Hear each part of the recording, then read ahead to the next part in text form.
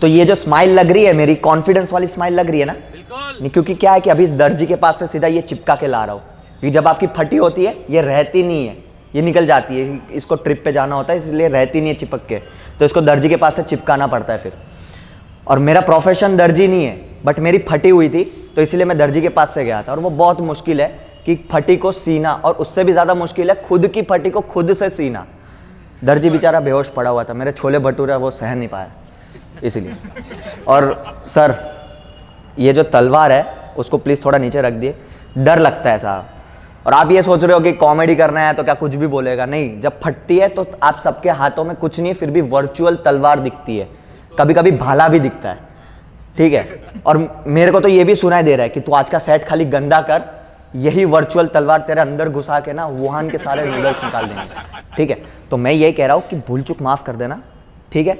और मैं आपसे एक डील करता हूँ कि आप मेरे हर एक जोक पे हंसो, मैं आपको हर एक जोक का 10 रुपये दूंगा। बाहर मेरा अकाउंटेंट बैठा है, चलो अकाउंटेंट के पास से नहीं तो आकाश भाई दे देना इनको पैसे, मेरी ओर से आकाश भाई आपको दे देंगे पैसे, ठीक है। अभी मैं आपको मेरी प्रॉब्लम, मतलब मेरी क्या हालत है, मेरी क्या सिचुएशन है, मैं आपको समझाता हूँ डिटेल में। यहाँ पे कोई बॉय स्कूल का पढ़ा हुआ क्या? आप बॉय स्कूल के? हाँ, तो आप मुझसे रिलेट करोगे कि किसी बॉय स्कूल के लड़के को किसी लड़कियों के ग्रुप में डाल दो, उसका जो वासेपुर फटेगा ना, सेम हालत मेरी अभी है, ठीक है। मेरा कॉलेज का पहला दिन और हम सब बैठे हुए थे क्लास में, बिट्टू नाम का एक लड़का आया और वो, मतलब यहाँ पे डोर है, यहाँ पे मेन गेट है, और वो जैसे ही एंटर होता है क्लास में और वो देखता है सब लड़कियां वहाँ पे बैठी है, और वो उसका रिएक्शन आप देखो कि ऐसे करके पूरा आ रहा है, ये उसका रिएक्शन है। और मैं कॉमर्स का बंदा होके मैंने ब्लैक होल उस दिन इन्वेंट कर लिया, ठीक है। और उसकी आंखों की जो वो पुतली आई है, क्या बोलते हैं इसको, जो गोटी बोलते हैं हम, ठीक है, वो बाहर निकलने वाली थी। और हमारा हरामी मगज होता है, वो मेरे पास आके बैठा और कहता है कि भाई कुछ तो गड़बड़ हो रही है। मैंने कहा भाई क्या हो गया? बोलता है कुछ गड़बड़ हो रही है, कुछ साजिश हो रही है। मैं बोला हुआ क्या? तो कहता है भाई इतनी सारी कहाँ होती है, इतनी सारी लड़कियां कहाँ होती है कि इस सेल चालू है क्या? क्योंकि भाई वो बॉय स्कूल का, उसने जिंदगी में अपनी माँ और बहन के अलावा कोई लड़की नहीं देखी, और इतनी सारी लड़कियां एक साथ कॉलेज में देखेगा तो उसका वासेपुर तो फट ही गया, ठीक है। मैं भी वही कह रहा हूँ कि इतनी सारी ऑडियंस कहाँ होती है मुझे ये बता दो। सेल तो चालू है नहीं तो इतने सारे आप आए कहाँ से, है ना? तो आप मुझे बचा लेना, मेरा सेट अब चालू होता है, ठीक है। इस लॉकडाउन ने, इस पूरे लॉकडाउन ने ना जीना हराम कर दिया था। उन दो इंसान को एक साथ 7 महीने से एक घर में रखा था जो 1 मिनट भी साथ में रहने के लायक नहीं थे। आपको पता नहीं होगा ना मैं किसकी बात कर रहा हूँ, ज़्यादा कॉम्प्लिकेटेड नहीं है, मैं आपके लिए ईजी बना देता हूँ। कोइंसिडेंसली और बायोलॉजिकली उसको मेरा पापा कहलाते हैं, ठीक है, वो मेरे पापा कहलाते हैं। उनका जन्म ही इसीलिए हुआ है कि वो एक और बच्चा पैदा करे और वो उनकी मारते रहे, ठीक है। उनका कोई बड़ा मकसद नहीं है।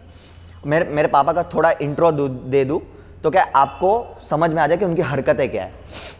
मेरे पापा और मेरे दादा लड़की देखने के, दादा के 2 अकाउंट खुल चुके, पापा का पहला अकाउंट खोलने जा रहे थे, ठीक है। वहाँ पे मेरे नाना ने शर्त रख दी कि जो भी हमारी गांव की नदी को दूध से भर देगा वो मेरी बेटी से शादी करेगा। मेरे दादा शौक हो गया, लेकिन मेरे पापा ने बोला चैलेंज एक्सेप्टेड, ठीक है। तो मेरा दादा बटन पकड़ के बैठ गया क्योंकि ये पागल हो चुका है। और मेरे नाना पूछ रहे कि ये क्या, तू कैसे करेगा, बता दे मेरे को। तो मेरे पापा कहता ठीक है, आज रात तक आप नदी में से पूरा पानी निकाल दो, कल सुबह पूरी नदी मैं दूध से भर दूंगा, क्योंकि क्या पानी और दूध मिक्स हो जाएगा, मिलावट मुझे पसंद नहीं है, ठीक है। वहाँ पे मेरा पापू रॉक्स और नानू मेरा शॉक्स। तो वहाँ पे मेरी पापा और मेरी मम्मी की शादी हो गई, ठीक है। सबके घर पे, ठीक है, सब पेरेंट्स का क्या ड्रीम होता है अपने बच्चों को कि इंजीनियर बनेगा, डॉक्टर बनेगा, सीए बनेगा, ठीक है। मेरे घर पे मुझे पैदा करने की प्लानिंग ही इसीलिए हुई क्योंकि घर में मम्मी से सारे काम हो नहीं रहे थे और काम वाली बाई को ज़्यादा पैसे देने नहीं थे, ठीक है। और हमारे घर पे एक बात अच्छी है कि मेरे पापा और मेरी मम्मी की बॉन्डिंग बहुत अच्छी है कि मम्मी जो ऑर्डर देती है ना वो पापा फॉलो करते हैं, ठीक है। पापा डरते नहीं है, पर समझदार हो आप, समझ गए सब, बताने की ज़रूरत नहीं है डिटेलिंग में। तो वैसे मेरा जन्म हुआ, अब बिना उम्मीद के मैं पैदा हुआ, ठीक है, क्योंकि काम करने के लिए मुझे पैदा किया गया है। तो मुझसे ज़्यादा खास उम्मीद नहीं होगी कि ये सीए बनेगा, डॉक्टर बनेगा, कुछ काम करने के लिए पैदा हो, काम करेगा। मतलब घर का कोई भी काम, बस एक ही नाम, कृष्णा चौहान, ठीक है, वही करेगा वो सारे काम।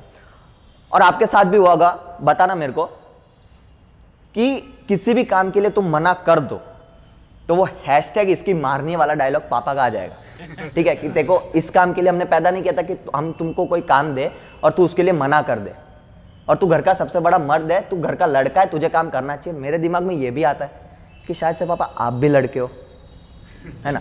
पर क्या है कि जवानी में ना लड़कियों से आपका लाल गाल हो ना तो वो ज्यादा अच्छा लगता है, ना कि बाप के थप्पड़ से, ठीक है। पर मेरे घर पे कुछ ऐसी खास इज्जत रही नहीं है मेरी, क्योंकि कहा कि बिना उम्मीद वाला लड़का होता है तो उससे कुछ ज़्यादा उम्मीद रहती नहीं, तो इज्जत भी नहीं रहती तो आपकी। मेरे घर पे ऐसा सिस्टम है कि एक बार दीपक कलाल की वो लोग तारीफ कर देंगे कि बहुत अच्छा है, ऐसा है, वैसा है, जैसा है अच्छा है, बट मेरी तारीफ नहीं करेंगे, ठीक है। और मैं कौन सा नशे में था, क्या फूक के बैठा था, पता नहीं। ये सारी बातें जाके मैंने मेरे एक दोस्त को बता दी। मैं आपको लाइफ की 2 टिप्स देता हूँ, ठीक है। आपके पास जब 2 ऑप्शन हो ना, कि पहला तो खुद को मार देना है, दूसरी चीज़ आपको आपके दोस्त को सब बातें बता देनी है। आप ना पहला वाला ऑप्शन चूज कर लेना, क्योंकि वो ज़्यादा इजी है दोस्त को अपनी सब बातें बताने से, ठीक है।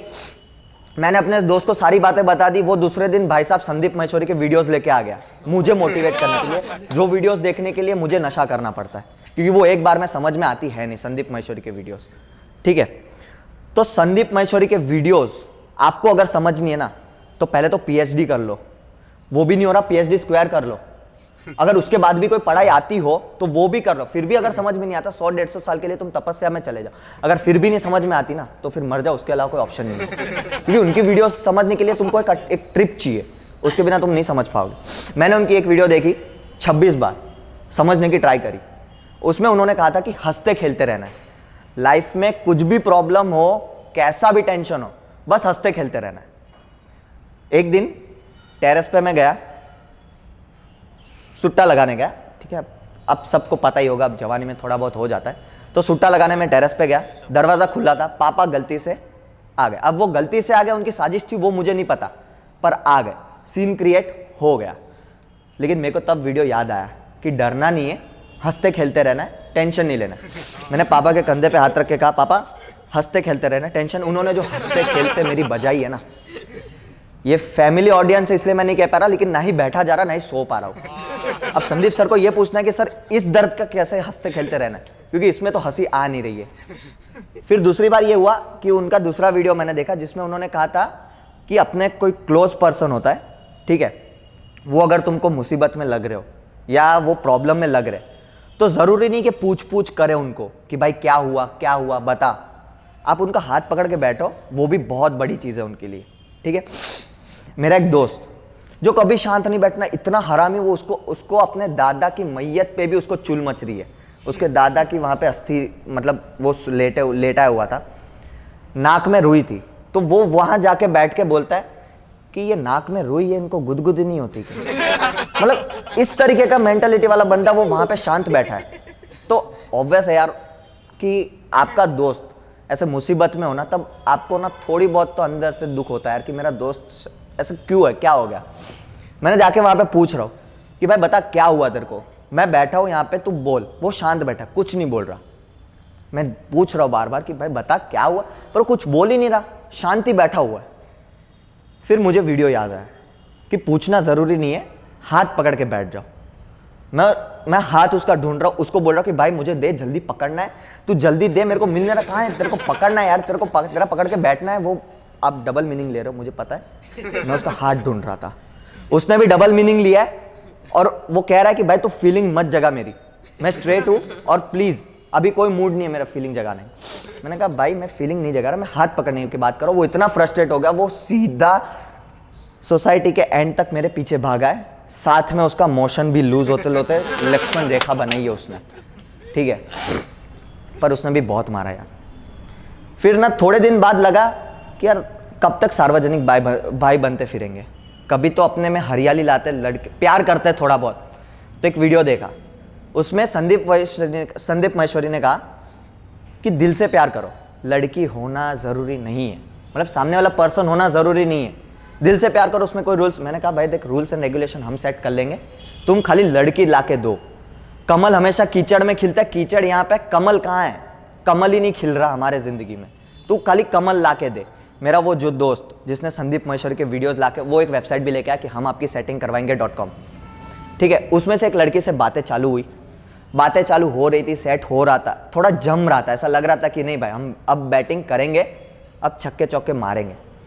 तब उसका एक दिन ऐसे मैसेज आया कि चलो मिलते हैं कहीं पे, बहुत अच्छा लग रहा है तुमसे बात के, चलो मिलते हैं कहीं पे। कैफ़े वैफे सब डिसाइड किया कि कौन से कैफ़े में मिलना है, क्या चीज़ है। अब फिर दूसरे दिन, जिस दिन कैफ़े में मिलना था उसके एक दिन पहले, जस्ट एक दिन पहले, मैं रात को संदीप महेश्वरी की पूरी रात आरती करी है, ठीक है। और जो हमारे पंडित, फैमिली पंडित, जैसे आप सबके फैमिली डॉक्टर होता है, हमारे फैमिली पंडित है, उसके पास से मैंने शादी की डेट भी फिक्स करवा ली, ठीक है। दूसरे दिन कैफ़े में गया, फटी पड़ी थी, क्योंकि स्टार्टिंग में मैंने कहा कि किसी बॉयज़ स्कूल लड़के को आप लड़कियों के ग्रुप में डाल दो, उसका वासेपुर फटेगा। तो मेरी फट चुकी थी, पूरा नर्वस था, और मेरा पूरा पसीने से रेप जेप हो रहा था। वेटर भी आके मेरे को पूरा निचोड़ के गया पानी भर के, तो उस तरीके से पूरा मैं नर्वस था। वेटर को बोला ठंडा पानी का ग्लास लेके आ, वो पानी लेके आया, और मैंने कहा भाई मुझे ठंडा पानी चाहिए। उसने कहा भाई ठंडा पानी है, तूने ग्लास नहीं पकड़ा है, और आप वापस से डबल मीनिंग ले रहे हो। मैंने उसका हाथ पकड़ा था, मैंने कुछ और नहीं पकड़ा था। फिर लड़की आई, बातचीत हुई, ऐसे जम रहा था कि छक्के चौके मारेंगे अब, ठीक है। थोड़ी बहुत कोजी कन्वर्सेशन हुई, थोड़ी बहुत रोमांटिक बातें हुई, एक दूसरे के बारे में हमने बात करी। तो मुझे दिमाग में आया कि संदीप महेश्वरी इतना भी बुरा नहीं है, हर बार उसकी वीडियोस की वजह से खराब हो ये ज़रूरी नहीं है। बट पता नहीं, कहीं ना उसने ऐसी चीज़ कह दी जिसकी वजह से मेरे को कंफर्टेबल नहीं रहा। उसने चीज़ कहा कि तुम बहुत अच्छे लड़के हो, तुमसे दोस्ती करना, मैं बहुत लकी हूँ कि तुमसे मेरी दोस्ती हुई, ठीक है, पर क्या तुम मेरे BF बनोगे? मेरे रियल BF को जेलस फील करवाने के लिए। मैं मेरी ट्रिप में था, मैं ट्रिप से सीधा गिरा, ठीक है, और मेरे दिमाग में ये चल रहा है कि क्या बोलूं मैं, मेरे को कुछ पता नहीं। ऐसे सिचुएशन में ऑब्वियस है किसी को कुछ नहीं पता होगा। मैं भी ये सोच रहा हूँ कि साला पहली लाइन में भोले के गांजे का नशा और दूसरी लाइन में हाथी छाप तंबाकू का स्वाद, कि क्या है, मतलब कहाँ कौन सा लेवल था ये। फिर वहाँ पे मैंने ये सोचा कि आज के बाद मैं किसी भी लड़की के साथ रिलेशनशिप में नहीं आऊँगा। मेरा हार्ट ब्रेक हो चुका था, तो वहाँ पे एक नोटिफिकेशन पॉपअप हुई, how to deal with breakups by Sandeep Maheshwari. आज मैं 3 रिलेशनशिप में 3 शिफ्ट में पार्ट टाइम जॉब करता हूँ। अगर किसी को इंटर्नशिप करनी हो तो मुझे कांटेक्ट कर ले, मेरे इंस्टाग्राम पे DM कर लेना, मिस्टर कृषु नाम है। That's my time, thank you so much.